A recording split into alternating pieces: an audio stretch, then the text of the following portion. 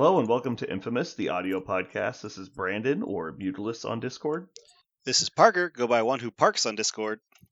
This is Josh, go by Grimmelzog on Discord. Welcome back for another riveting con wrap-up episode of Infamous. As always, there are some links in the show notes occasionally, and I guess starting off here, we'll skip our normal media segment. We're going to jump right into the convention. So me and Parker carpooled together. Josh, you rode with the other Harvester guys, I believe. Correct. When did you get to the con? We got there Wednesday night. Same. I think we got in we got in town at about 10. Then we stopped for dinner, and we got to the convention hall around 10:20 or 11:20, I think. I think we got there about 9:30. But we were at a Airbnb, so we went to a fantastic little bar and grill. Cool. All right. So, Mr. Josh, did you play games on Thursday? I did play games on Thursday. I did the MCP affiliation battle. And it broke me of MCP, so. Nice. More to follow on MCP on the MCP episode. Yeah. Cool. Parker, did you play games on Thursday? I did. I played the Judgment Tribes event, and I broke out Goblins, which are not exactly brand new, but they were like a week and a half or just a week old. Jeremy on the Infamous cast buckled down like an absolute monster and painted 3 troll models a couple days before. No, I said 3. I think he painted 5. Like, he had 5 different troll models, the exact same troll. He painted 5 times, and he paints everybody's models apparently. Yeah, and he told everyone, "I think I'm going to have them all at Adepticon if you want them." And I said, "I want them." And so that was the 5th model that goes with the Goblins in Judgment, and so I played Goblins. My favorite part of the whole tournament was people walking by going, "Oh, you're playing Goblins? You can play Goblins?" And I was like, "Yeah." He's like, "Yeah, they're out." He goes, "Oh." And people just kept like being surprised and happy that I was playing Goblins because everyone just kind of assumed. Friend Monsieur Rock Chucker himself. Yeah. If anyone doesn't know, I think it's Ket. Ket. Kedt. He's just a big troll that throws rocks at people. Mm-hmm. It was a ton of fun. I really liked the way the list played. I didn't do it just because it was brand new. I also did it because I love the Goblins in Judgment. I don't like Goblins in other games that I've ever played, ever, but I love the Goblins in Judgment. I love their aesthetics. I love their rules. Their tribal rules are super fun. All of my games were fun. Went 2-1. And the one game I lost on just a total bonehead move by me at the 11th hour. It was very sad. But my opponent played well, so it's not like he didn't deserve the win because he was right there. But yeah, it was a narrow loss and 2 wins for the Goblins. So it was a lot of fun on Thursday. Cool. I played Drink Machine on Thursday. It was pretty fun. And then we got up, and myself and one of our locals, Jim, played in the Old World Team Tournament. I brought Chaos Warriors, mostly Mark of Corn, with some Dragon Ogres. And he brought Beastmen with some Dragon Ogres, and he had a big brick of Minotaurs as well. We played... So the tournament started at 8 a.m. Parker, when do you think they announced standings or awards or whatever you want to call it? When they do final announcements? 8 a.m. and then awards? Mm-hmm. Well, first, I guess it's important to note, we played 3 rounds. Did you... Wait, I have another question. Are you saying, like, when did they actually give out the awards, or when did the announcement? Well, when was the tournament officially over? It started at 8. I'm going to say... Let's see, 3 hours apiece, so that's 9 hours, with probably an hour and a half, so like 10 hours. So I'm going to say 6 o'clock is when it ended. Okay. It was not 6 o'clock. Oh, God. What happened? Josh, when did I get to your car? It was like 9:15, right? Brother, maybe 9:30. Yeah, it was probably closer to 9:30. It was a bit of a trek. We played 3-hour rounds and we had we had one 90-minute break between rounds 2 and 3, and a 3-hour break between rounds 1 and 2. And so Jesus there was a lot of Christ. feedback. Most people said that's probably too much time. But yeah, honestly, I used every second of our lunch break, which was the one after the first round, because I had to walk back to the car and get some stuff out of the car for the following day, because I was playing Blood Bowl the next day. And because if anybody hasn't been to the new Adepticon, it is a convention center that's got 3 sky bridges attached to it that go to other buildings. There's no like staying on campus, and there's a very small parking garage there, and so the vast majority of people have to park off site. And so I checked my steps that day. So as we just pointed out, I spent 14 hours playing in a tournament, and I still got 11,500 steps in that day. And that's while playing in a tournament, which I was glued to a spot for 12 hours. That's bizarre. It is crazy. Yeah, that was my biggest step day. And I knew it the next day. I was even telling you about it. I was like, dude, my feet hurt. Like, I've just been pounding the concrete for so long. Bruh. But anyway, it was a very fun tournament. We had 2 great opponents, and our third round opponents were not mean or anything. They were just, they clearly were there for a different reason than we were, which is fine. That was our shortest game by far, and so we got to go kind of hang out with people after it was over. But yeah, we had a lot of fun in that. I was pleasantly surprised. Put on a good show. It was a good time. Old World was fun. Parker, what did you do on Friday? My Friday was the team tournament for Judgment. Ooh. And I ran it back with the Muse guys. Shout out to Chad and Josh from Muse on Minis in Des Moines. This was the third team event in Judgment that we've been together, the 3 of us. And the first time Josh was a captain, I went 3-0 in that series, and they let me down. I think it was very consistent. I like how it's not like we could have done it. They let me down. Yeah. Like, they're over there just choosing to concede.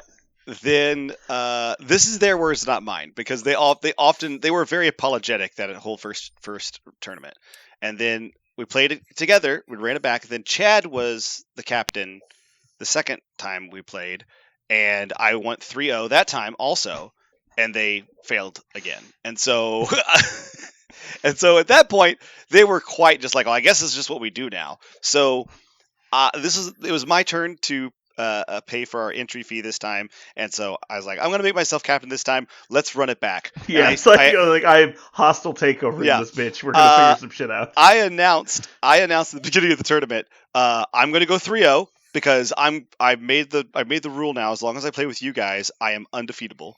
You guys will probably screw the pooch again, but you know what? I'm here for it. Let's have fun. And so, our first round off to a good start. I won my first round, and they both lost theirs. We were playing against the other infamous guys, and I'm sure Jeremy. I hope Jeremy. You know what? I don't even know if Jeremy will talk about this. Just to clarify, people at home, that means that you were in the 2 previous tournaments. You were 6-0. Yes, and they were probably a collective like 2-10. Maybe was it?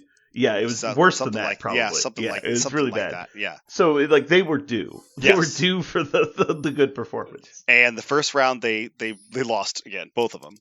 And so I was like, well, off to the start.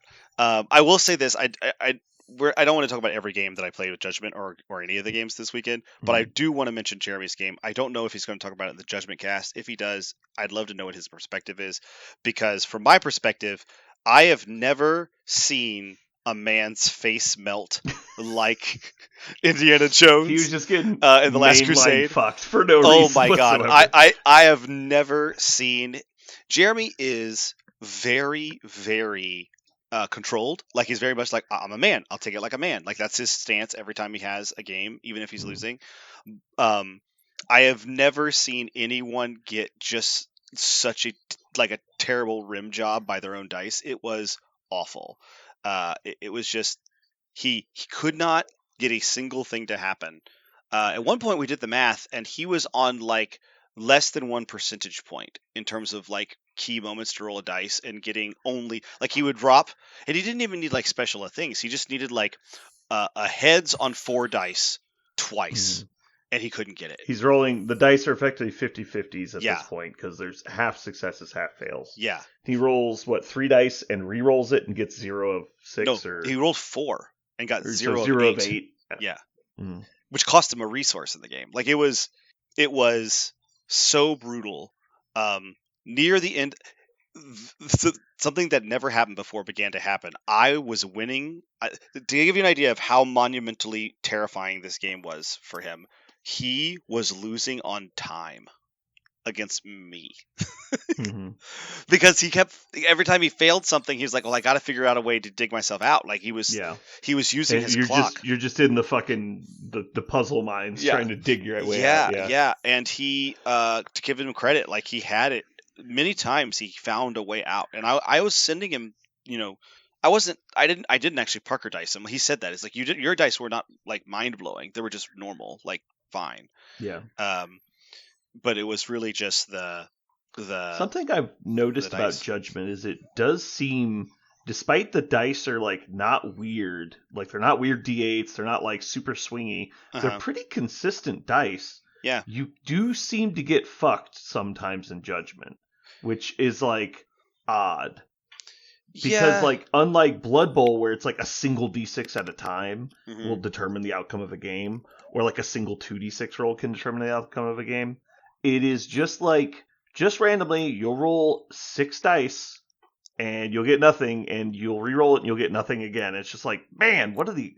Like, you would think that the game would be more consistent than that, because it has a lot of the tools to mitigate that issue. I will say that's one of the reasons why I said, like, we did the math, and, like, in key moments, the number of dice he was rolling versus the number of things he needed, he was in the, like, less than 1%. He was in an insanely low likelihood. However, and so normally, some it really frustrated him after his very last attempt with like 3 minutes left on his clock of just a whole 55 minutes of watching nothing he designed work. He just sat down the dice and said, I'm done, and he walked away from a game. I've never seen him ever do that. So I applaud him for hanging out as long as he had. Honestly, it was that bad. And I also applaud him for his amazing play. Like you kept in it because he counted on Judgment. Like you said, Judgment has good dice variance. Typically, you can expect it to come back to you, and as long as you're ready for it, you can get something done. And he had plans, but he never got help, not once. So anyway, that's all I'll say about round 1. Going into round 2, for one of the very first times ever that I can remember, I won again, of course. So now I am, 8-0 with the Muse guys, and and they won out in round 2. They both won, which ended up being important because in the very last game, Josh lost his. Sorry, very last round, Josh lost his. Chad won his, and I won mine with a buzzer beater. It was actually a really close game. It was a really good game, and I managed to win. So I closed out with 9-0 with Musing, unbeatable like I predicted at the beginning. But unlike I predicted at the beginning, we were now 2-1. And I found out that the other crew that was best in the tournament was also 2-1. That was the infamous guys, and Jeremy could not buy a game all day long, and so thank you, Jeremy. Yeah, thank you, Jeremy. We won on tiebreakers, which was the number of individual wins, and so we got the grand championship for Judgment teams at Adepticon, which is cool. We were the champions there. Very cool. It was really cool. It was a fun tournament, and we really enjoyed ourselves. And the curse is broken, which is not what we set out to do. We were perfectly fine with the curse continuing, but it was fun to break the curse and to not have that hanging over our heads of always playing together and always having this happen. Cool. I can tell you, I remember in the year 2012, the Wayback Machine, I signed up for a team tournament, and I was like, I need some teammates. Let me just reach out to the Muse guys and get some help, because we're going to go to Feast of Blades and play War Machine. So I grabbed Lance, who was actually at this event. I don't think he played in the team tournament, but I think he was there to hang out with the guys and maybe play some Judgment. Mm-hmm. And so we went to the Feast of Blades. I did the exact same thing. Is we had theorized because the order in which you listed your people on your team was actually a big deal, and so I put myself out first, and so I think a lot of teams put their best player in the first slot. So I was like, I'll probably be fighting a lot of the harder matchups, and so I managed to scrape out. I think it was like 5 straight wins in the team tournament in War Machine, and my teammates Lance and Scott gave me 0 combined player wins for the entire tournament. I was like, Nice. you fucking guys, like, you are killing me here. Been there. Yeah, so I'm well aware of the curse of teaming up with the Des Moines guys. It happens sometimes. But they're always fun to play with, so it's usually worth it. Oh yeah, like that was no regrets. I think me and Jim we tied for 12th place in Old World. We were in 2nd place going into the final round, but we got beat pretty hard in the final round. But going into the big hall, I don't know if you guys remember, the 40K room or the Games Workshop room is large. It is quite a big space.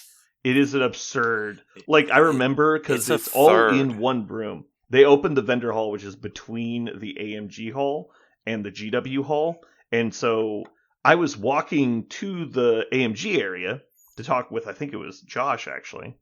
And I had been walking for like 6 or 7 minutes, and I was like, I can't still be in the fucking, like, is this the same room? I haven't changed rooms? Like, it was so big. It's like, yeah, it was nuts. It was like multiple airplane hangars. I was telling Sarah, I was like, picture like a full 1/2 of a city block, but it's one room with like a 40-foot ceiling. Like, imagine that. And she's like, what? I was like, yeah, just imagine that. Imagine being in one room that's just one room that's that big. That's what it felt like. Yeah, because it's like 3/4 of the Baird Center is of the footprint of the Baird Center where it is that room. And there's some other stuff around it, but like it's the majority of the city block. Mm-hmm. Yeah. I was going to ask Hank, the guy who runs it, if he knew what the square footage was, but I wasn't able to get any of his time. And so when we go in the morning, it's like, 7:30 in the morning. There's not a lot of people down there. And so we sit down with some other people that have some old world stuff, and we're just kind of hanging out. And like 8 o'clock is quickly approaching. And we're like, look around, we don't see anybody else. We're like, is no one going to show up for this tournament? So we're talking to guys like, is this where we're supposed to be? And they're like, we have no idea. It's like, oh, well, maybe we should walk around and try and find out. So we end up tracking the place down. We get signed up with all the other teams. But they were some pretty newer guys to the game. And so the people that we were chatting with at the beginning, they got the DFL award. So they got some prizing at the end, which was pretty cool. Anyway, that was my and Parker's Friday. Josh, what did you do on Friday? I had a great day.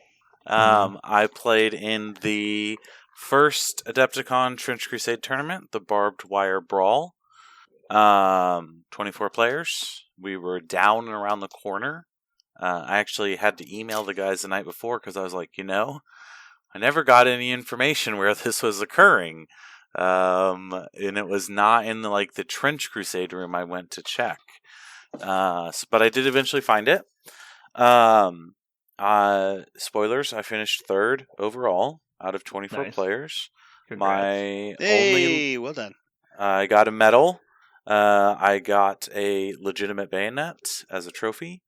And I want to cover this because I know it's going to come up, but they gave you a legitimate, actual weapon as a prize for the tournament that's been laser etched to say, the event name on it. Yeah. I don't understand the logic behind this. Because it's rad. That's why. So it's not like the trench knife where it's a knife bayonet. It's just a point. It's a metal spike that yeah, and it is dull at the end. It's not fully sharp. They don't need to be that sharp. But they don't need to be that sharp, guys. Poke myself a couple times on accident. So yeah, it's like you have a very pointy screwdriver. You're just walking around with it. Yes, that's a good. Meanwhile, if anyone doesn't know, there's metal detectors at every entrance to get in the building. Yes. It's like, what is wrong with you?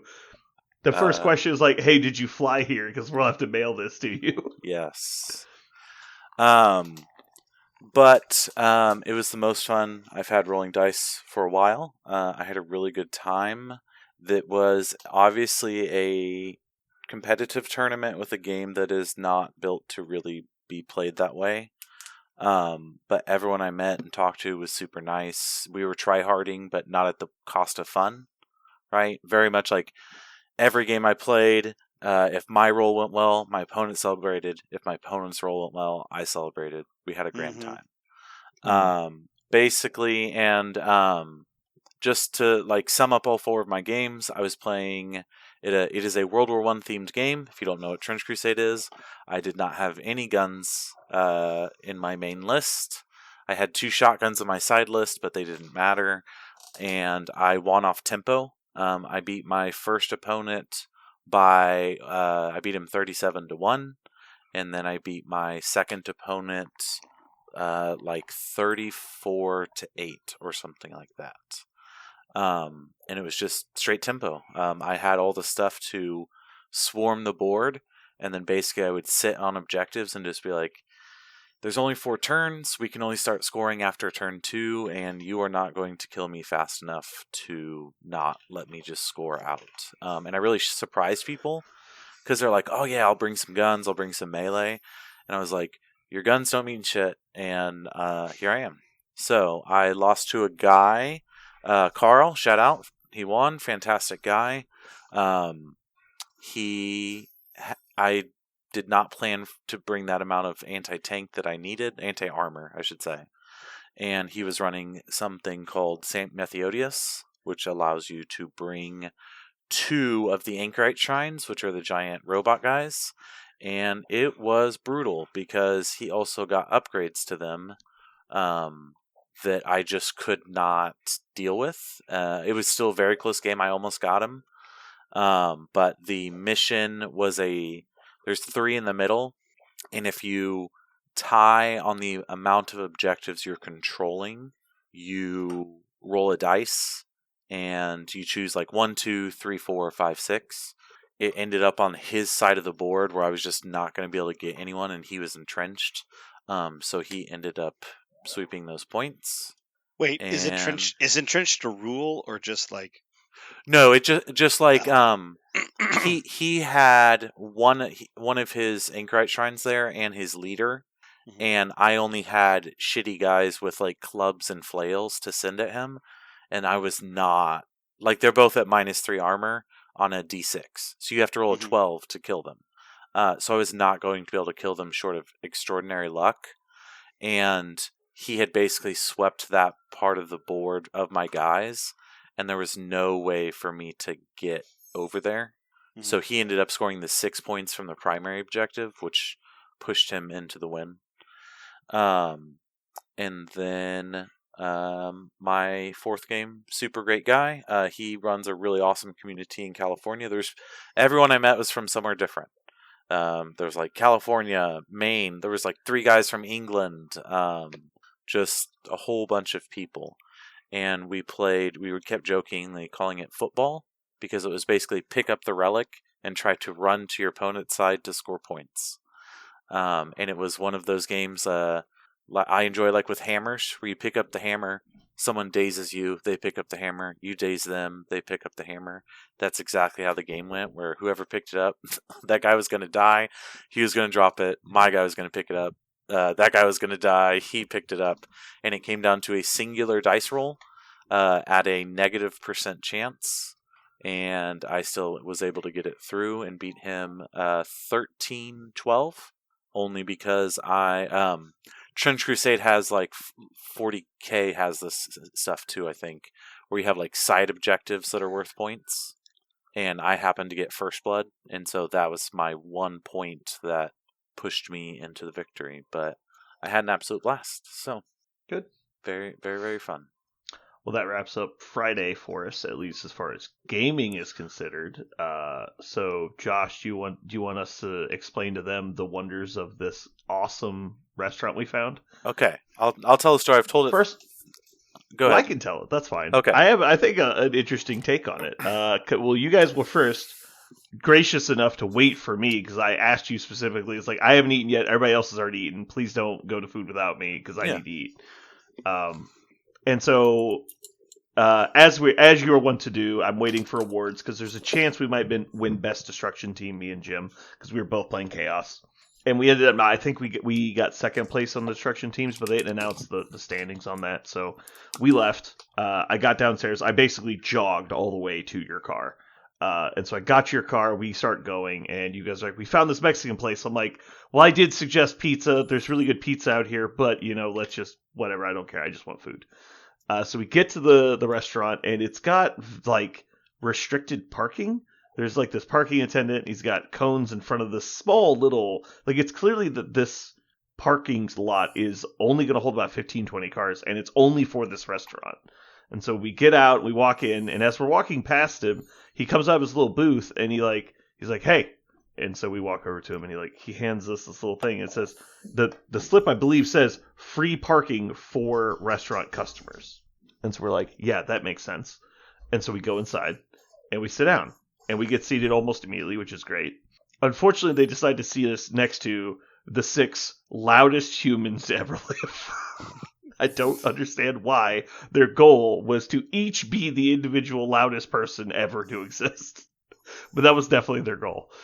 Which is weird because, like, the room wasn't quiet despite them. Like, but it's very low music in the background. Like, if you're speaking, you can't hear the music. Like, it's very low. There are several tables around us. They're only seating like 2 people each. They're all having very quiet conversations. And then it's basically just people screaming at the top of their lungs, trying to have a conversation over the other 2 people. They're each trying to individually have separate conversations over the same space. And at one point, one of them decides to take out their phone and FaceTime someone on speakerphone in the middle of their group of people and have a separate 4th conversation. And I was like, what is happening? She was on a date with the girl across from her. Yeah, and when there just happened to be 4 other screaming people between them. Like, it was fucking nuts. Anyway, they finally left about half an hour, but that was about the time we left, though, so we didn't get very much silence. However, we order. They don't sell tamales, which is my favorite Mexican dish, and so I decide to alt to the enchiladas verde, which do look good on the menu. So I was like, we'll get some of these. And I order a side of cheese because I like to dump queso on my rice, and it's much better when it's not dry rice. Anyway, the food comes out pretty quickly, honestly, and the food's looking pretty good. But instead of my queso, he hands me this little tiny, like, ketchup dipper cup of shredded cheddar cheese. And I'm like, that's weird. Well, sir, no, I ordered the queso on the sides menu. He goes, oh, we don't sell queso. That's our cheese. That's queso. I'm like, that's not what I wanted, though. Like, and so that's odd. Anyway, I'll just eat the dry rice. It's fine. The food was delicious. At least mine was. The enchiladas verde were very good. I was very pleased with the food. I do wish I had some queso to put on them. We just didn't. At which point we had been sitting there for about 20 minutes, and the loud people had just left, and so I was able to speak to our server finally, because I figured there might have just been a miscommunication. And so I was like, hey, can we get some refills? Because of the 6 of us, the 4 of us, we have no water left and no soda left. Like, none of our drinks are refills. So he goes, oh, we don't do free refills. Would you like to buy another soda? Okay, so I'll jump in on a couple parts. First of all, okay. We sit down. We want to get, like, queso. Like, the chips and salsa are good. But they don't have queso on the menu. And I was like, every Mexican... I grew up down the street from an apartment complex called I think Mexico. You're confusing. Maybe my pronunciation is poor. It may be my fault, but queso. Queso. Like, it's a thing. Okay? Yeah. But yeah, so I think it was right about the time we got our food. Because I drank my drink. I was super thirsty. Drank my water. And yeah, you've been talking all day. Yeah, we'd been talking all day, like da-da-da-da-da. And so we ask for a refill. He's like, we don't go refill. And we all 4 at the same time go, what? Like, in unison, we're like... You let us buy sodas without telling us you don't do refills? Flabbergasted. Yeah. And we go, can we get some water? And he kind of shrugs. He's like, yeah. And so he just brings a fucking pitcher of water over to us. We're like, okay, I guess. So I actually appreciate when there's a group, like, just bring us a pitcher. That is true. Yeah. I am not a king. I am just a humble man. I don't need dragon. I just need a regular thing of water to refill my water. But yes, I spent the rest of, like, the next day, because I didn't play any games, in between my little breaks, trying to figure out the last time I went to a place that handed me a fountain soda and did not have refills. Yeah. They had and I can't tell you when and that fountain happened. drinks and didn't do free refills on soda. Like, I understand, obviously there's some things like maybe like high-end lemonade or something is like one glass, or like milk isn't free refills. Like, I get there's some drinks that are no free refills. On Pepsi, like, you handed me like the clear red cups that are clearly meant like for fountain drinks. Like, I didn't get it. It was weird. Yes. I'm glad you enjoyed your food, because Was yours not good? Mine, I could have made that at home. That was the most aggressively mid-Mexican. Well, I mean, you can make all food at home. Yes, but like, I think they just boiled my chicken. I don't think there was any seasoning or anything. Oh, okay. Because I just got my a enchiladas burrito. those were the best enchiladas I've ever had. Okay. Now, admittedly, I don't order enchiladas a lot, but they were very but yes, good. Mine was aggressively like, this is the most mid-Mexican I've had in a long time. They did not give me any more soda. And so you basically spent the entire next day cautioning people against this restaurant, as where CJ went the opposite. It was like, I'm going to tell everyone to go there, so they have to suffer too. No, I told everyone to go there too. I was fully in. Okay, this is the best Mexican you're bought in on playing Razor Apple. Okay, got it. Yes. But yeah, so the final little bit, I'll finish out the story. Brandon, you forgot to say, you also looked him in the eye, were like, no beans, extra rice. They immediately put rice. They had to bring you more. So we go to leave. We're like, we are on 4 tickets, right? We each have 1 entree. We have a soda. Not hard to split up. I didn't order soda. I knew something was going to go wrong. But like our ticket was not hard to split. He goes to the ticket place, immediately comes back, 1 ticket. And we're like... 1 ticket. And we all just gave CJ cash. Like, we're done with this. We need to go. Because Zach put down 100. That's right. We're out of here. We literally don't want to wait in this place any longer. And so we go out to the parking lot. And the guy that's in the little hut. Just real quick. I just want to point out real quick. Because I was concerned that the queso thing was going to happen.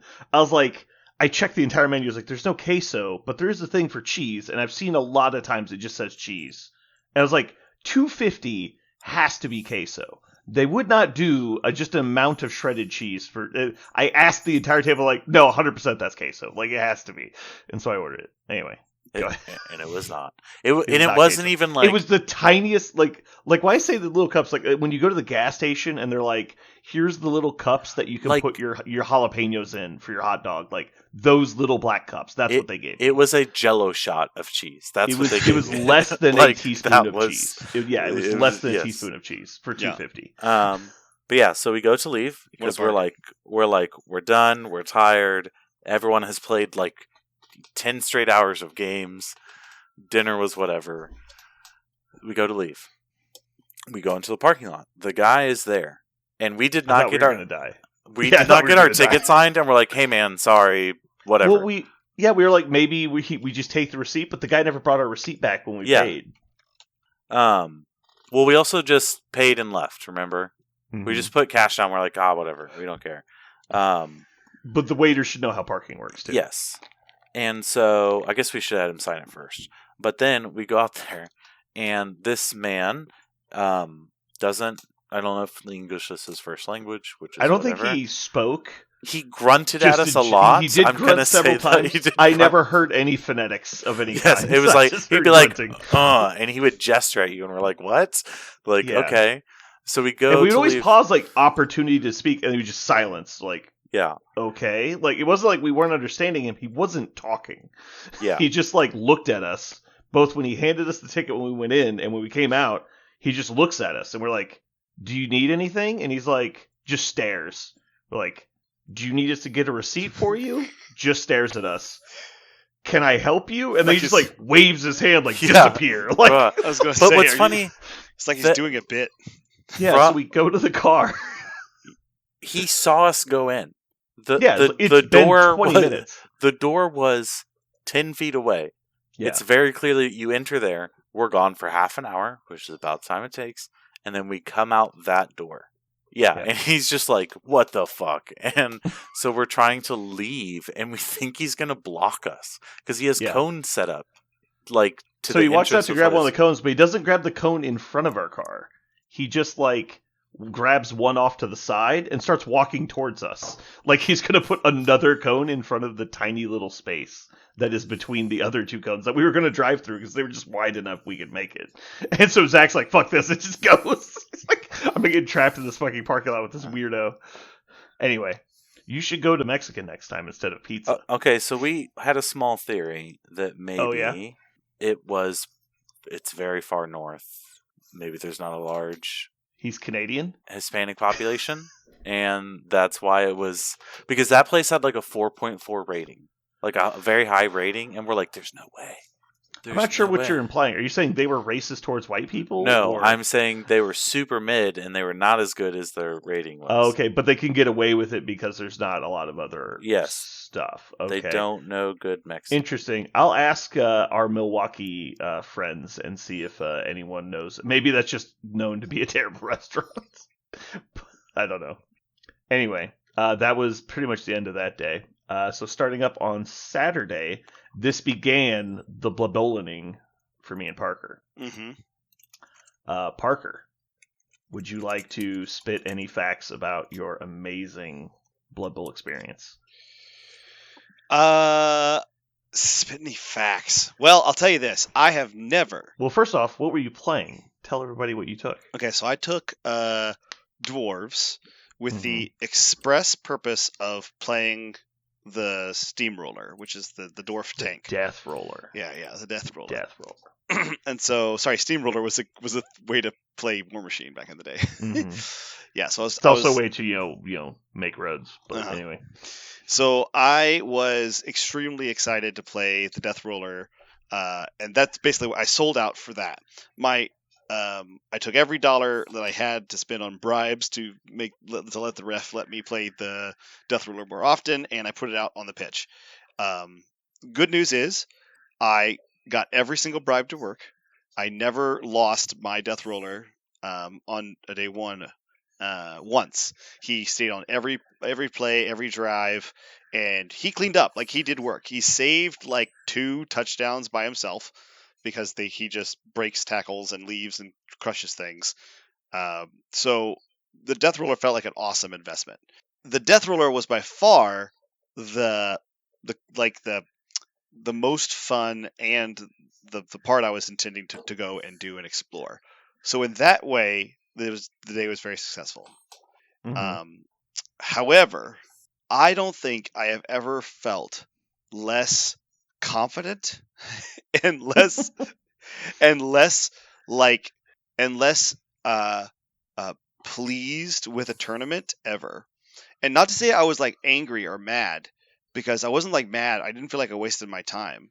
Sometimes whenever I go to a tournament with a list that I haven't tested very much, it makes me feel kind of frustrated. I feel like I kind of wasted my time. I could have brought something that was a little more tuned or a little more tried, and I was really excited to play. That was not the problem. Or even that you could have practiced it to make it not that way. Yeah.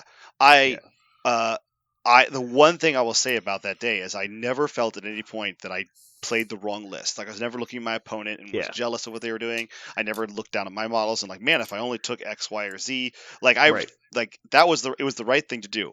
But it's Blood Bowl itself is such a mind flayer. I have never played a game that's more mentally taxing than Blood Bowl. Yeah. It's so mentally taxing, and I think it's because of the way the board state changes so fluently, and you have to constantly react to new information. Yeah. You're like, oh, this block failed, so all of my next blocks on the same line, the chain of reaction is broken. So I have to find a way to relink the chain by starting anew, or just make a whole new plan right now. The biggest thing for me was just anticipating that once I started doing things, the board state that I saw, like where models were, was not where my models would be. And I could plan that out to a certain degree, but at a certain point, it just became gray future that I didn't understand. Yeah, you're just pulling levers at that point and hoping that things work out. Yeah, and I am the kind of player that is so used to conservative precision. Like, I really want things to work out the absolute best possible thing I can do within the bounds of dice.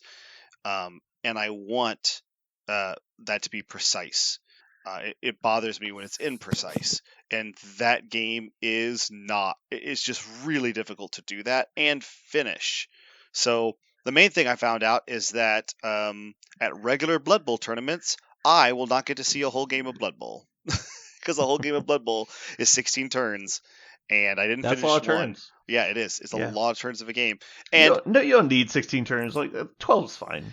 and to my opponent's credit, none of them ever gave me a hard time. I looked around, and lots of people did not finish their game on time. Yeah, I think it's in the less try hard group, like the more casual but still tournament goer crew. Mhm. It is not a negative experience to not finish a game, especially if the outcome of the game is determined. Like, for example, I'm already up 2-0. Does it matter that we get the last 3 turns in when there's no real threat of you tying the score? Right. Probably doesn't matter so much, right? It's a different experience than like MCP when you're racing to 16 or Judgment you're racing to 5. It's a very different outcome, right? It's soccer, right? Is it if they rain delay soccer, but you're already 3/4 of the way through the game and it's 4-0, it's like I think we can call this one, guys. Right. You're precise. It didn't. If I was playing dwarves, and so I actually did a really good job of slowing down my opponents. And so every game on day one was either 0-1 or 1-0. I won 1 and lost 2, and it was exactly that. And so I did a really good job, even of stopping high-scoring teams. I'm not sad about my performance. I'm not sad about my play. So you might wonder, like, why was I so displeased?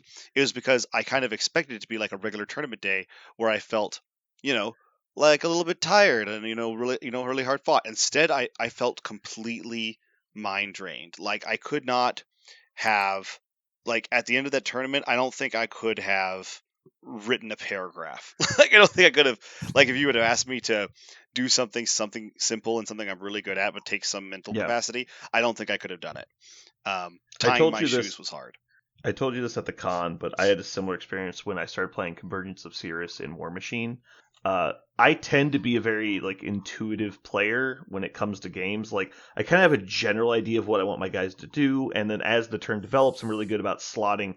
I give myself enough wiggle room that I'm a little bit flexible in my plans. But the way Convergence worked is, in War Machine, you allocate resources from your leader to their battle group models, which are generally robots or giant monsters and stuff. So you have to disseminate your rerolls, your boosts, or your additional effects at the beginning of the turn. Well, Convergence, when one of those models that you allocate to uses the resource point, they can give it to another model within range 6. And so you need to plan every single model activation before anything happens. And if something breaks or you forget to activate something in the right order, the whole thing just comes crumbling down. It's a house of cards. But if you can keep the house of cards standing, it's incredibly powerful. And so when I first started playing them, I had to readjust my playstyle. I was playing 6 games a day on game night, and I would end the day and I'd have a headache. I'm like, I can't fucking think anymore. It's just so abstract and my brain is working in a different way than it usually does, and it gives you a headache. Yep. I was numb. That's the word I would use to describe it. I was numb by the end of the day. So I would especially say if you weren't really enjoying your games to their fullest, that's another it's almost like a deterrent, because not only is this not enjoyable, it's actively hurting me and I don't want to do it. I do remember you told me that you were considering dropping from the tournament because you did not want to play the second day and you'd rather just leave early. And I told you I was not leaving early under any circumstances, which I think helped you decide to keep playing. Yeah. And it really was just I was not, I knew I was just fatigued, really, really fatigued. That's what was pushing me. Not that I was having a bad time, but I sure felt like I was sitting there at some points, in round 3 going why am I doing this? This feels masochistic. And then I looked around, I was like, I'm not hating this. I'm just being blown away. I am literally wasting away watching, playing this game. And it's just not what I'm used to in minis games. I'm used to having more faculties. And being able to go the distance. That's one of the things I really appreciate about minis games in general cons, is that I've always said, I'm at a con, more games. the answer is always more games, you know? Yeah. And I've always been willing and able to just play more games. But that was the first game I ever played. I was like, no more. Please, no more. Please. Well, But yeah. how did you do in the first day then? Oh, I said I won 1, lost 2, by Cool. and like I said, it was all 0 to 1 or 1 to 0. So I played the dwarf game. Sometimes I So played you it well. went, Sometimes you allowed 1 and 2, you scored 1 touchdown, allowed 2, and that was your record as well then. yes. Okay. I played Nurgle. I had 3 absolutely great opponents. I very much enjoyed. I actually met someone our teams had played before when we went to Squad Goals 2 years ago, I think it was. It's close to 2 years ago now. I think it's about a year and a half. We went to Squad Goals. We played a team, and I believe it was Ryan that went with us, and he played the person I played in Blood Bowl. But we had spent a bunch of time chatting at the event before we played, and so it was good to see him again, and we had a really fun game. And then 2 new people. I scored, I think it was 5 points, and I allowed 0, so I went 3-0 in the first day. Nice. But yeah, very nice. I think I got 4th place for day 1.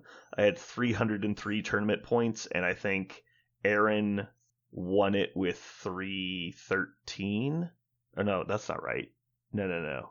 I had 187 points, and Aaron had 191. So he beat me by 4 points, and he took day 1 champion, I think. Anyway, it was very close. There's like 4 people that were like went 3-0 and that were in that same point range. Josh, what did you play on Saturday? I did not play anything. You had your roam around day? Yes. So there was the boards were stunning. Like Yeah. when my Trench Crusade games are done, I went over to look at the narrative boards because they were beautiful. And there was a 2-day Trench Crusade narrative event, but I didn't do it because they were like, hey, if you're gonna do this, please, we beg you on all 4 all 4, do not drop. We have a whole thing planned. And it was probably gonna run till 3 or 4. And I didn't want to be the one holding us there if we weren't playing for a top table. I told you I would drive you home. We had space in the car. It was fine. Plus, I've had a very rough, very, very rough go of life recently. Sure. And so just everything that could go wrong has gone wrong. Fair. And so I was like, you know what? I'm going to have a vacation day, which I have not done in a very long time. And so I slept in. I had a nice little breakfast by myself because they were playing, CJ was playing for Top Cuts of MCP. Zach was doing affiliation timelines. And so they were there at like 8 a.m. I was like, dude, I'm not getting out of bed before 10 o'clock. And I'm going to have myself a breakfast. I Ubered there, met a delightful lady. We talked about barbecue and the Milwaukeean love of sausages and cheese. And then I walked around. I said hello to everybody. I came and saw you guys, saw what you were doing, went and saw how my teammates were doing, and then I went to Starbucks and I sat with a coffee and read a book for 2 hours, and it was delightful. But I did have one of those days where I easily did 10,000, if not 15, because I was walking. That was my day to walk around and look at all the stands. I walked over and looked at all the Warhammer stuff, because I find Old World super interesting, and so it was one of those days it was very chill, and I had multiple stretches of just I sat for an hour and a half and I read a book with a drink somewhere, but then I was also go, see what everyone's doing, see what the homies are up to, and poke my nose around at the con. So it was very nice. Very cool. I highly recommend anyone who goes to a larger con like that, like Adepticon or Gen Con or anything, don't overschedule yourself, especially the first year. I always like to have at least one day to walk around and see stuff, because you'll always feel like you missed things if you don't. And I've never regretted just spending a day to walk around, meet people, say hi to friends that you haven't seen in a while, and check out the vendor hall, look at all the different events that you didn't play in. But yeah, there's almost always you can always get 1 day free, and it's very good. Yeah, that was that was absolutely my one regret from this con. And I mentioned it afterwards, is that I didn't get one of those. It wasn't terrible, but I missed it. Last year I had one day. Yeah. I interrupted you, Josh. Sorry. No, that was it. But yes, I was partially also shopping to see what I'm going to replace MCP with, and How dare you? This is not the MCP. It's not the MCP cast, but I just wanted to see what else was out there, and there was a lot of really cool stuff. So cool. I am happy to say that the dinner we had this night was far preferable to the dinner we had on Friday. Was that pizza night? That was pizza night. Yeah. Mm-hmm. We managed to find a Lou Malnati's, which is, everyone who is a fan of the show knows, that's our favorite deep dish pizza place. That was a sit-down restaurant and not just a carry-out place. Everyone apparently went to the carry-out place on Thursday, and didn't realize there was a sit-down one in town. Fun fact, I told Yeah. my wife that story. It was like how we ended up going to a Lou Malnati's, and it was a Lou Malnati's to go. And she goes, "Oh, that's exactly what we did." And I went, "What?" So yeah. Remember when we went to Indianapolis and you saw there was a Lou Malnati's, and so you made us stop at Lou Malnati's, and there was a Lou Malnati's to go, and it was a nightmare because we just had to sit there for 30 minutes with 2 little kids, Yeah. And I was like, "Oh my god, that did happen! That exact thing happened." You blocked it out. Yeah, because they never put to go. Like Buffalo Wild Wings says Buffalo Wild Wings to go, but Lou Malnati's just says Lou Malnati's, and there's no way to know unless you call. There is a Street way to View. check.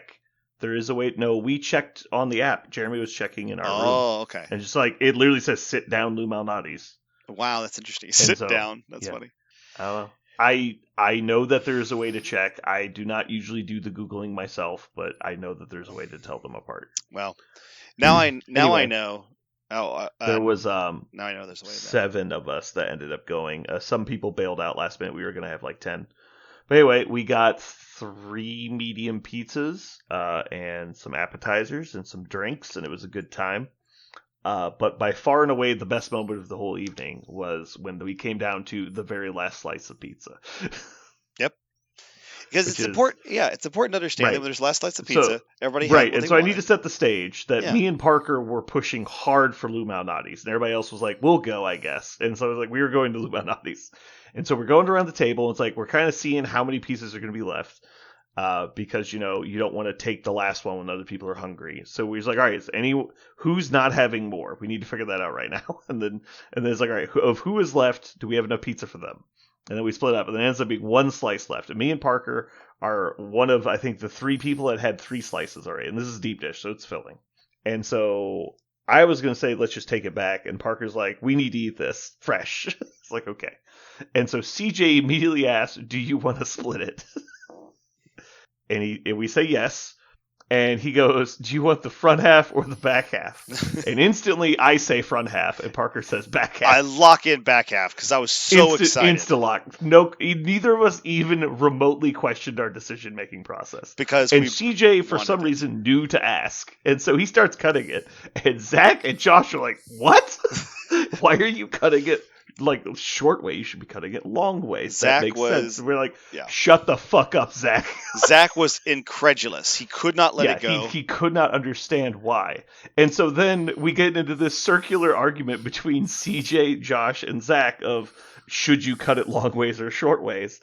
And Zach gets outvoted hard. Everyone's like, yeah, there's clearly a better half. I can't even imagine that you would be questioning that there's a better half of the front or the back. And CJ and Josh are like, right? I know it. There's obviously a good one. And then eventually one of them says what the good one is. And they go, you traitor! Because they both assumed they were saying the same side. And they were not saying the same side. And I'm a back half guy. I want the crust. Yeah, exactly. So Parker and Josh are back half people. Me and CJ are the elite of the front butts. And so we know that we want the juicy front triangle. Oh man! And so that became. There's now a new front butt master race of the pizza. It's amazing. The game is front half, back half, and exactly. It's front half, back half. What do you want? Yeah. And so there's now a rift forming in the community of front half, back half. But the best part to me was the entire time that there is solid lockstep agreement against Zach that he is wrong. There's clearly the one of the halves is better. That they were on opposite sides the whole time. Yep. Okay. Let us speed run our Sunday. Josh, did you play anything on Sunday, or did you guys just leave? We just left because CJ did not make top cuts. Zach did not make second half of his thing, and CJ did. He put in something for Path of the Worthy. Yeah. It was super rad, but like that was very high competition. So he basically just went. Dallas gave him tips on what to do better, and then we went to a place called Lakefront Brewery, and it is phenomenal. That's gonna be our lose, is try to go there every year. I assume this is the highest honor you can win, but of the last 15 years, they have won 14 of the best cheese curds in Milwaukee award. Ooh. And they are phenomenal. They are Okay. primo, and it's like a brewery with like 60 different things on tap. Like it's a good time. So yeah, let us know next time when you go. We hit that up, and then we drove home. Made it home 9:30ish. Cool, very cool. Parker and I stuck it out for day 2 of Blood Bowls. Also, we had to empty our rooms because obviously we check out times before the end of the tournament. And we didn't have a lunch break on day 2 because the goal was to get everybody out of the con with time to drive home, which is good. And so I got up at 6 a.m. to start unloading the car, or start unloading the room and load the car. By the way, Parker, I found my money, so I did not tip the house cleaner $75. So nice. Good news.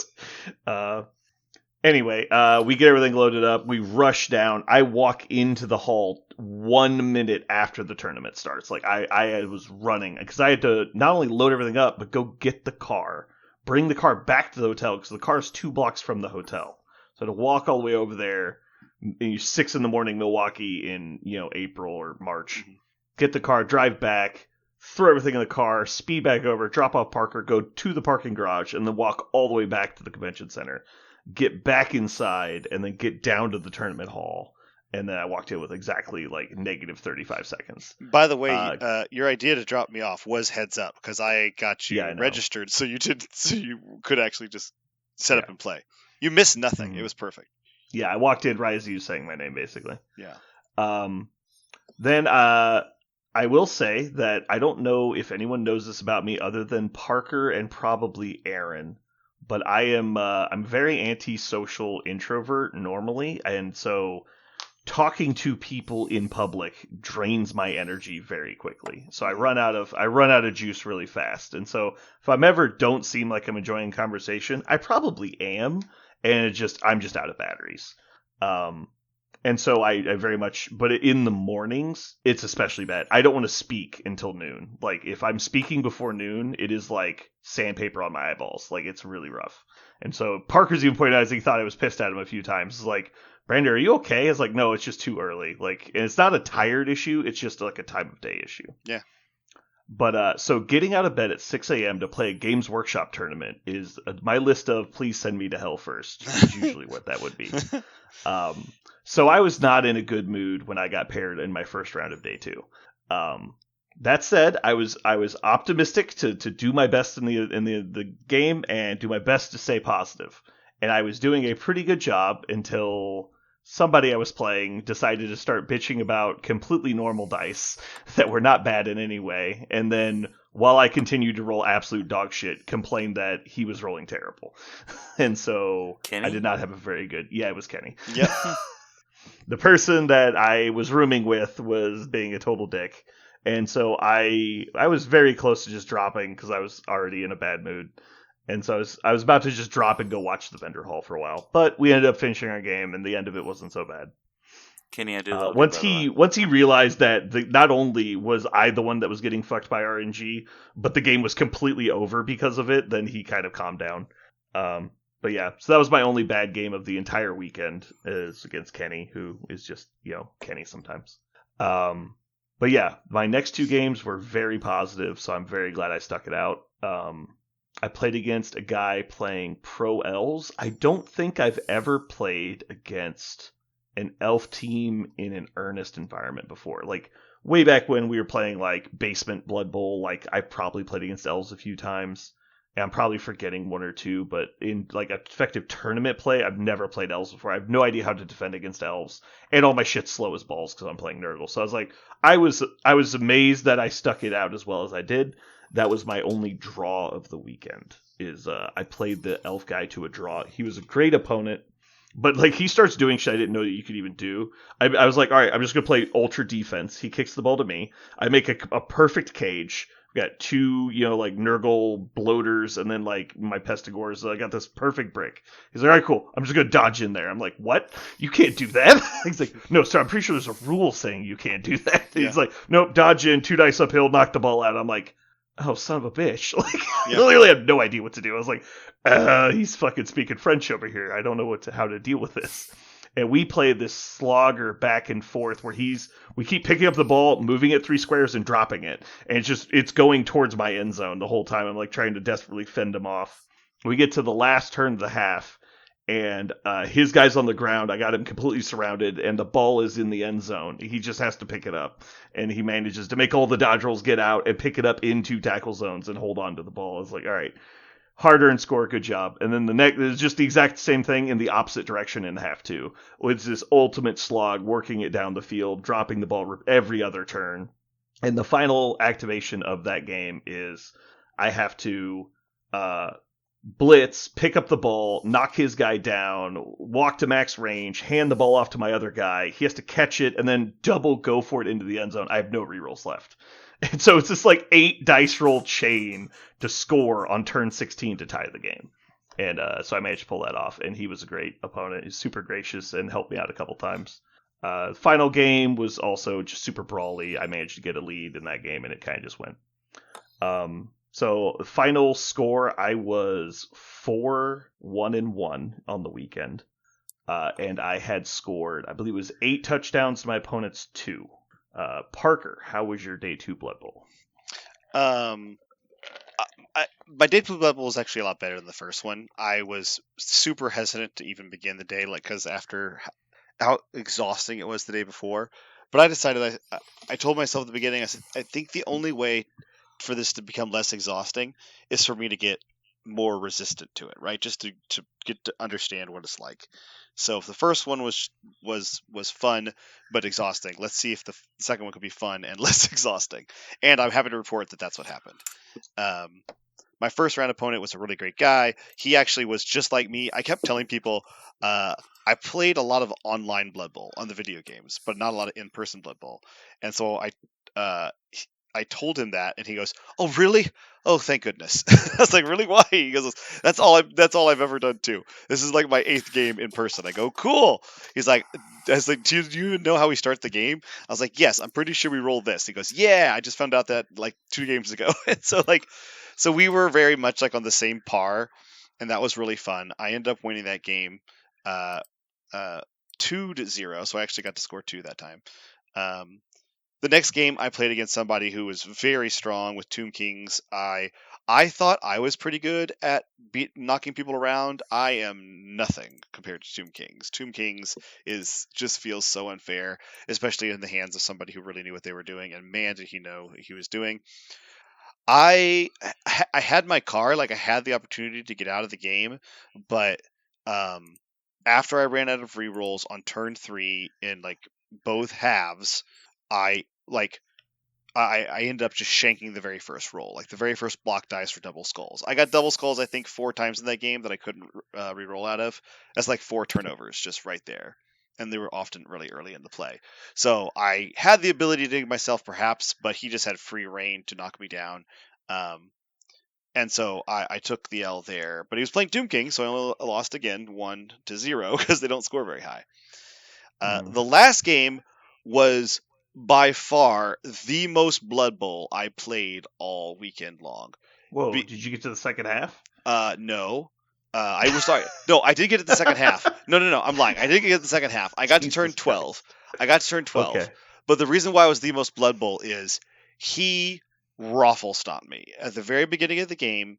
He kept throwing 1-die blocks into my guy with block. Block. He's Your like guys with block. Yeah. he was throwing 1-die blocks without block into my guys with block, and just getting stumbles and pows every time. It's every still time. a 3+ to get a favorable result. Like, it's not impossible. It's just to chain that many together is unlikely. But he wasn't just pushing me around. He was getting the down. No, he's good. Yeah, no, Yeah. I get it. And so he just kept getting the down and the down and the down, and I'm just like, okay. And so he's just walking over me. Like, well, if you think about it like this, your guys are more valuable than his like random linemen. And so like if he knocks you down, it's just great. But if he knocks himself down, it's almost better than you knocking him down. Yeah. Because then, like, there's a lot of tournament formats where like you don't get casualties if my guy knocks himself down, or you won't get to use like your mighty blow or claws and stuff, which most of your guys don't have. But just as an example, but he doesn't have wrestle. He'd be getting terrible turnovers, but he just didn't. And so what ended up happening was, his guy just like ran down the side really early in the game, and so I went, okay. So I did the same thing I was doing all game long, which was my tank broke away from the fight he was fighting, and he just blitzed the ball carrier and ends up knocking him down. I was like, cool. And so he just walks up with his monstrous creature or whatever and knocks down my tank, even like knocks it down. And I was like, oh, that's cool, I guess. And so he has clear ball, easy pickup. He tries to pick it up on a 3, fails, rerolls, fails. And I was like, okay. So I tried to pick it up. I pick it up, and then I just slowly marched all the way back. Yeah. So he had everything he needed. Everything was going his way. 1 ball pickup, and now the game is basically, it feels like it's mine. Second half starts, and I'm in control 1-0, and exactly the same thing happened to me in the first half with those 1-die blocks. With 2 of those 1-die blocks, he casualtied my 2 blitzers. Like, that's how like ridiculous it was. And so I'm down 2 characters already, and he gets on the kickoff roll. He gets the one where the crowd throws boulders into my guys and stuns them. So I received the kickoff with like 4 guys awake. And I'm like, okay, I guess. Is this the guy that killed the death roller? No, that was somebody else. That was the Tomb King guy at the very end of the game, but it didn't matter. Like the last turn or whatever. But so I'm like, okay, I guess. And so I try to stop him from scoring, but he has like 11 guys to my 4. He gets the ball out and he scores. And now it's 1-1, and I don't have enough time to come back.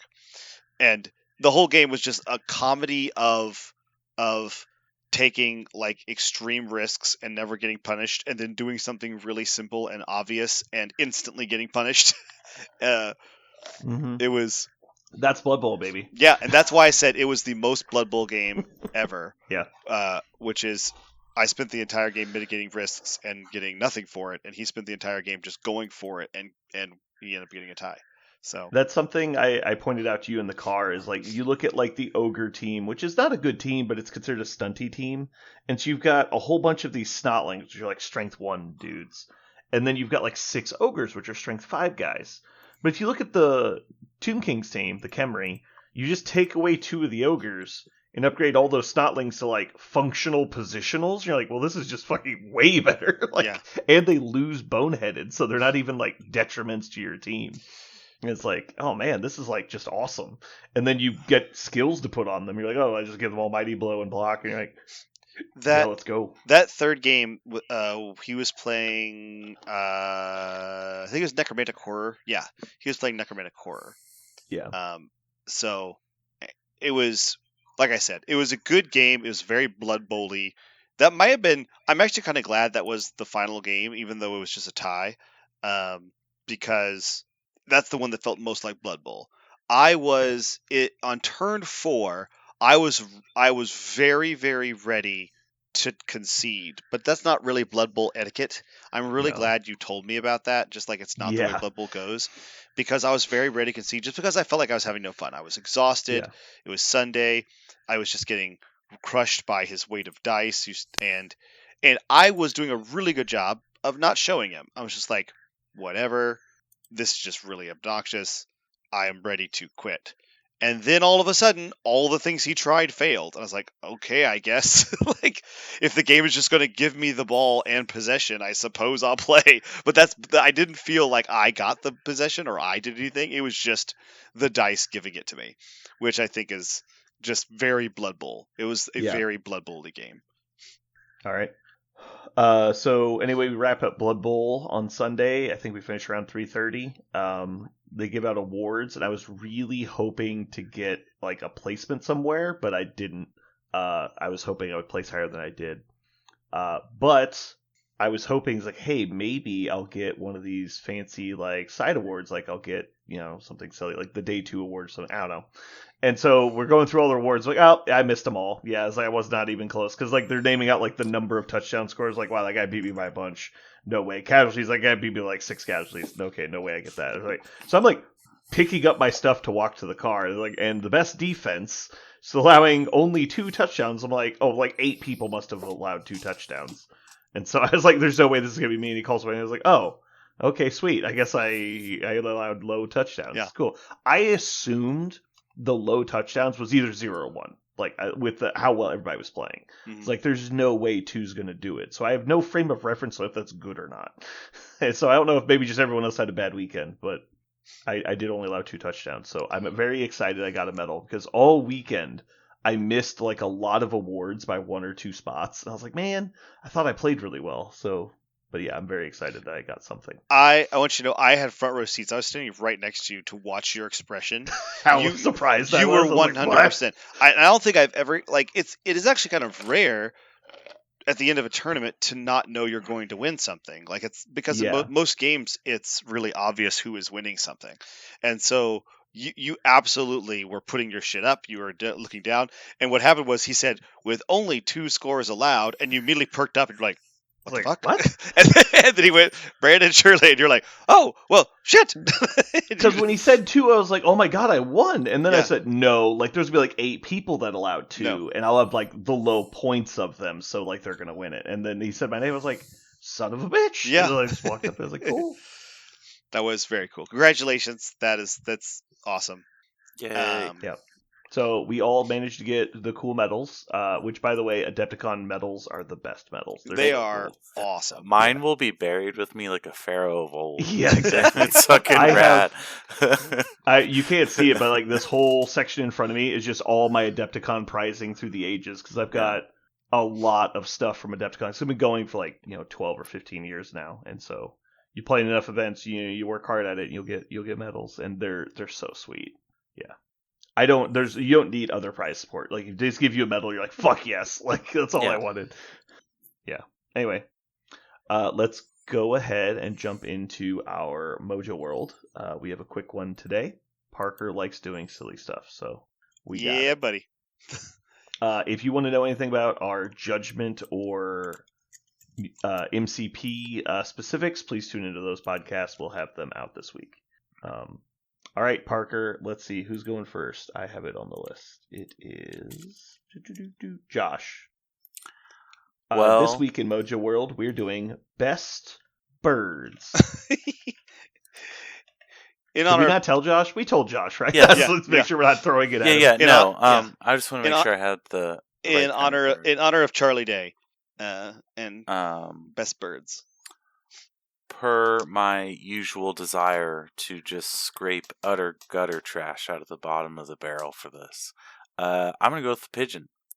The noble pigeon, who was done dirty by humanity, because once we no longer needed them, we just left them in the wild, and they're alive, but damn. Yeah, thumbs down for me. They do get a bum rap. Like, we absolutely done them dirty. They're beautiful. It's 100% our fault that pigeons are the way they are. They're beautiful birds, and they're very smart. And we went, you're free now. And they're like, I was bred for 600 years to not be in the wild. I don't know what to do. Yeah. All right, so I'm going to go first, or next, with the obvious best pick, the eagle. How did this not win first place? You're going to do a specific kind of eagle? The eagle. There's lots of eagles. There are There's- hundreds. We don't of need kinds of American brown russet no potato, like the beagle. There's plenty of birds. We could all Okay. name a type of eagle if we wanted to do that. There's no point. Like, Well, the entire list could just be best eagles. Okay, well like, then I'm gonna have eagle. I'm gonna have to adjust the order of this list because you've got 9 different kinds of finches. perhaps. Yeah, It's shut important. up, Fincher. It's important. Fucking David Lee Finch over here. All right, so you're up, Parker.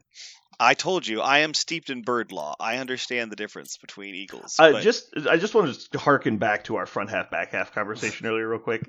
I don't think people understand the instantaneous answers we both gave. We talked over each other, and CJ knew exactly what we wanted. Yeah. But instantly, I just had a flashback to the real estate episode of Always Sunny, where it's Vic Vinegar and Hugh Honey, and it's like that's me and Parker. Yeah. Like we are exactly opposites that complement each other. Yeah. Yeah. All right, so Parker, it's your favorite 2 birds. Go. Okay. First is owl. Big owl fan. Since you won't let me Yeah. do specifics, owl. And I feel like we should do specifics. Shut up. no. And the second one Too many birds. and the second one is crows. Big fan of the crow. Damn it! I was gonna do crows. Are crows the same things as a raven? They Same are thing, not. right? They No. are not. Not. They're different. Because I am a large fan of the Corvidae family, and they I'm- are different things. I'm a big fan of crows. They're the ones that use cars as tools, and that's badass. Yes. Yeah. All right. They hold grudges. Okay. Yeah. All right. So that actually leaves a pretty thick list for me. I'm gonna go with strictly based on the bird law premise. I'm gonna go with the hummingbird. Because most people don't know that you're not legally allowed to own a hummingbird in the United States, and I think that's an important thing to keep awareness about. That's like bird law 101. You can own 1,243 tigers, apparently, according to a Netflix documentary, but you can't own a fucking hummingbird. What the fuck is this world? Anyway, Josh, you get back-to-backs here. Well, we'll go with the Raven because it is Yeah, separate than the strong Crow. pick. And then we're gonna go with the Meadowlark. It's a beautiful bird. Kansas State bird. Is it Kansas is it State one bird. of your favorite larks? I would put it amongst the top of the larks. Okay, all right, strong. All right, man. I have 5 more. The lamest conversation. Two for this fucking nonsense.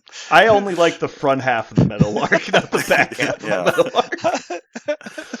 Meadowlark. So next up, man, there's a lot of good ones on here. I'm going to go, in honor of my friend Jim, my very good friend Jim, who I was playing in a team event with, I'm going to go with the Woodpecker. And if you want to know how much Jim likes woodpeckers, just send him a direct message. In the Discord, he's Toaster Man. Just ask him, do you like woodpeckers? He'll know exactly what you're doing it right now. He'll be all over. You should 100% do this right now. The red-crested woodpecker. I'll do it too. I'll do it with you. Hey, Jim, do you like woodpeckers? Taking time. I did it. You have to do it now. Okay, I'm doing it. Good. Josh, also send him a message. What's his Discord name? Toaster Man. Oh, Toaster Man. Okay. Yeah. I'm just And sending then him. Parker. I'm just sending him. Hey Jim, woodpeckers? Question mark. I'm for him. Anyway, Parker, you're up. My last one is the Falcon. Big fan of the Falcons. Nah, that was on my list. Damn it. My favorite bird of all time is a kind of falcon, but you wouldn't let me do 2 kinds of falcons. So It's a peregrine falcon. no, it's the American kestrel. But Excellent choice. Okay, I actually didn't pick what I originally thought was going to be my top 2 because you guys picked such bad birds. I'm just kidding. I think parrot and the toucan, but parrot's one of those. There's like a million parrots. The toucan, though, is a majestic animal. It is. Yeah. it Like is this very pretty thing- bird. It has distinguished itself amongst the animal kingdom as needs to be in the most movies. So we're just going to leave it alone. I'm just glad. And then- go ahead. And then finally, the penguin, who is like the boss bird. I am just really glad that nobody said a duck or a goose. I think I'd have to immediately leave the cast if somebody picked a single duck or goose because all of those could eat shit. Every single one of them could eat shit. The fact that round 1 pick one was pigeon, I think means that we have to cancel the show. No. Like, The noble the noble pigeon. The pigeon is fine.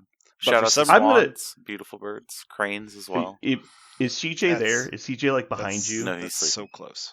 Oh, is he not coming on the other cast? Is it just you, me, and I Zach? don't know. I sent out a message and no one replied, so it might just be me and okay. you, which is We'll just 'cause force Parker not to sleep. They actually did MCP, so okay. All right. Well, that's going to wrap it up for us today. Hopefully, you guys have had a good time. This has been Brandon And Parker. And Josh. And you just listened to Front Half, Back Half.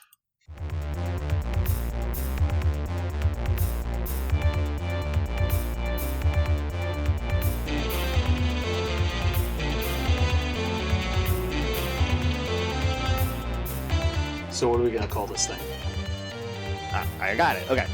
Incredible, new, fantastic, astonishing, mighty, original, uncanny, sensational podcast. I'm just going to put down infamous.